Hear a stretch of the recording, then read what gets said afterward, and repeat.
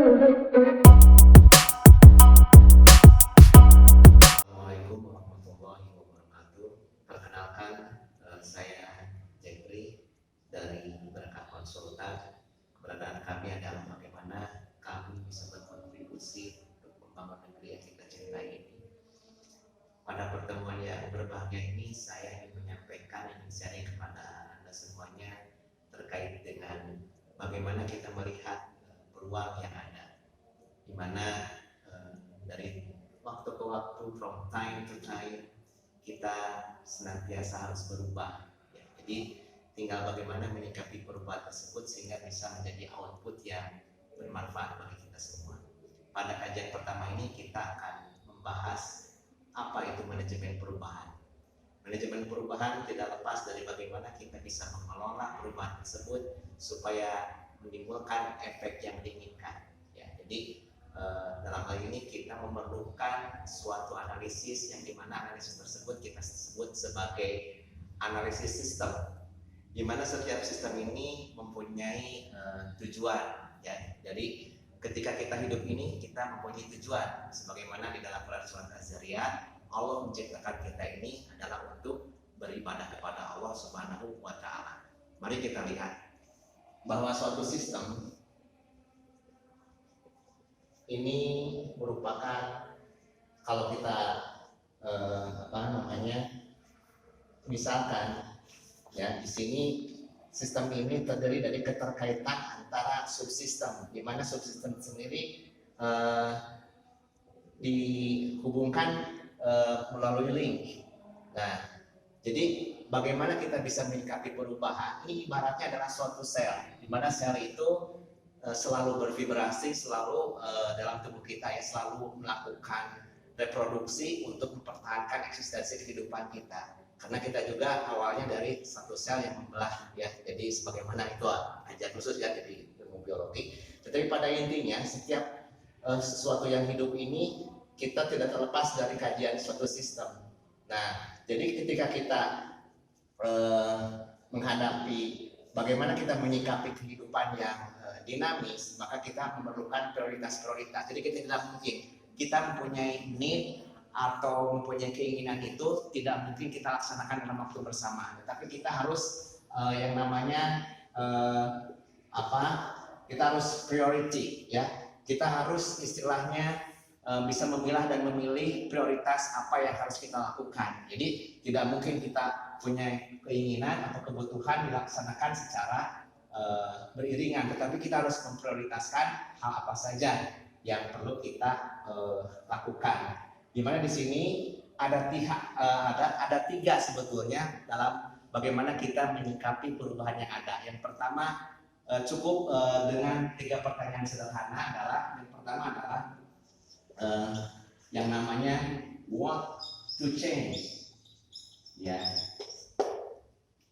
what to change itu kita fokus kepada core problem atau berfokus kepada inti permasalahan. Apakah ya dalam hidup barangkali ini adalah kebutuhan, apakah ini adalah sesuatu hal yang urgent perlu dilakukan.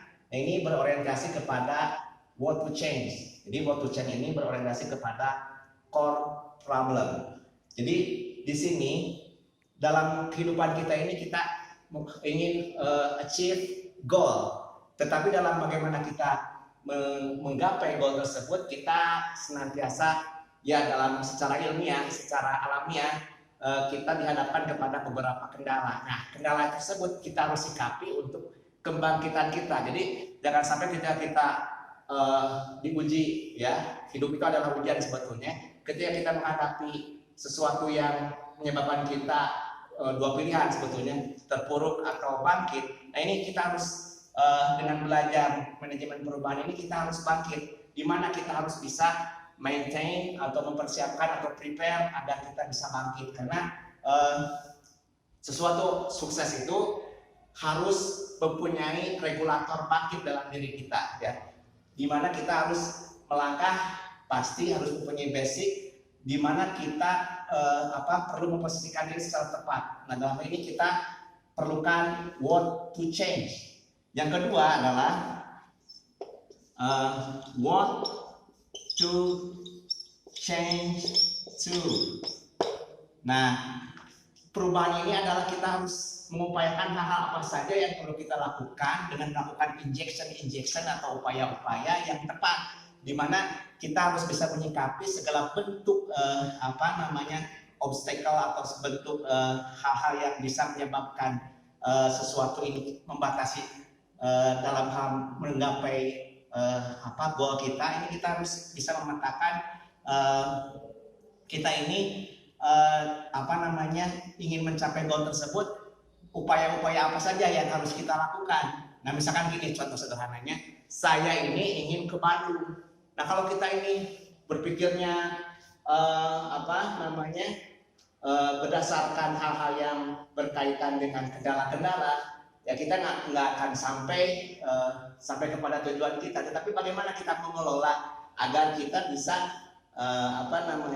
melakukan perjalanan atau trip dengan baik dan selamat. Nah, ini dengan bagaimana kita memetakan. Jadi jalan mana yang macet, ya traffic jam yang mana.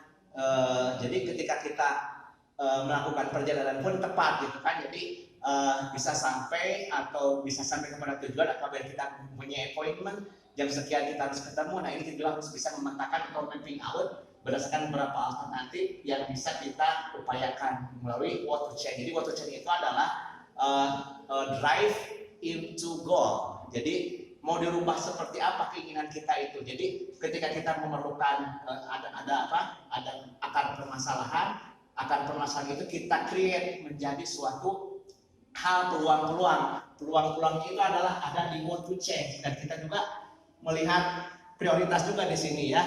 Ada alatnya tersendiri di sini. Kalau kita belajar teori constraint atau teori kendala, what to change itu alatnya adalah current reality tree. Kalau what to change itu, nah ini ada kaitannya juga dengan pohon-pohon lain yang akan kita bahas pada kesempatan yang lain. Yang ketiga, yang terakhir adalah how to make the change happen. Ya, jadi bagaimana kita mendrive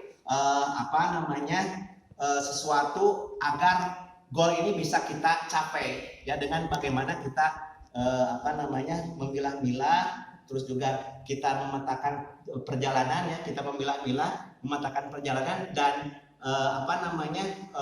membuat landasan yang kuat untuk perubahan yang lebih baik bagi kita semuanya. Jadi terima kasih pada preface pembuka ini. Kami mewakili dari tim Berkah Konsultan. Mudah-mudahan ini banyak guna manfaatnya dan masih banyak materi yang lain mungkin yang akan kita sampaikan. Tetapi terima kasih kami bisa bersilaturahim, bisa berjumpa dengan Anda sekalian.